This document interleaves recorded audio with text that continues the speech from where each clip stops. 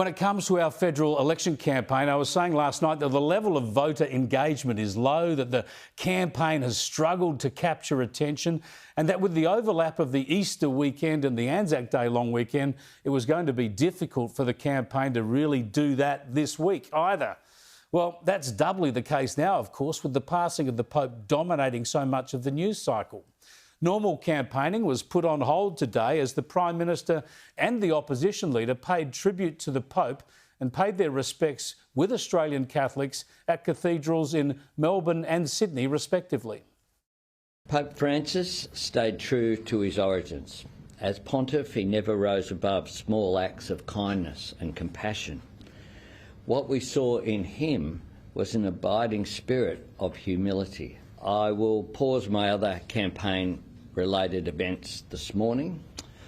Today, flags will fly at half-mast on Commonwealth buildings right around Australia as a mark of respect to the Holy Father. This is a moment of mourning, but it's also a moment of celebration of a life that was one of sacrifice, of mercy and of forbearance, one who drove change within the church, but one who never forgot his roots and his origins, and somebody who was always dedicated to helping those much less fortunate than himself. There's no doubt that if this development benefits anyone, it's the Prime Minister. It allows him to be above politics for the day. The first thing he did when pausing the campaign was call a media conference, for instance. Labor wants the election campaign to be low-key. It's Peter Dutton and the Coalition who need to enliven debate, need to generate a mood for change and capture people's attention. And that's proving to be a struggle, even as early voting began around the country today. G'day, how you going? All set? Got your packs ready? Thank you. Millions of voters, possibly as many as half of all voters, will now cast their votes before the actual election day on May the 3rd. And plenty of MPs and candidates are now at the pre-poll booths pushing their case. One of them is the Teal MP for Kooyong, Monique Ryan, whose campaign has been bedevilled by controversy, with her husband stealing a Liberal poster and Ryan herself struggling to work out whether paid posts with online influencers should be publicly declared. It's all become so difficult that despite claiming she wants more political integrity and transparency, Ryan no longer wants to talk. Just ask Monique how she's going.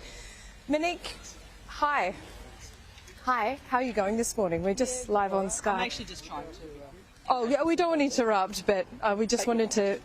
Is that right? Yeah, we are. Well, in the interest of a bit of transparency, we just thought maybe we'd just want to know how your campaign's going this morning. It's going well, thanks, Laura. Yep. But I am here to engage with voters. We're at pre-poll. It's the middle of the election campaign.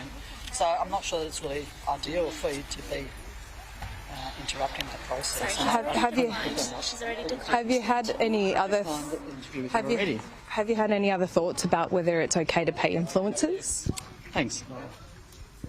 Sorry, Laura, she's already declined the interview. Yeah, I know, but we are in public. This is in the interest of transparency, wouldn't you thought? She's no? already declined the interview, but you could just go back to... Okay, so we tried. Laura tried indeed. There you go. The member for Kooyong chooses silence, a silence that speaks volumes. And her underlings, draped in teal, think they can boss people around about where they should stand. The bossy teals. Wonder they weren't all wearing masks. Surely it's hard to be an advocate for your seat or your electorate or your voters if you refuse to talk to them through the media. I guess you'll probably turn up and talk on the ABC.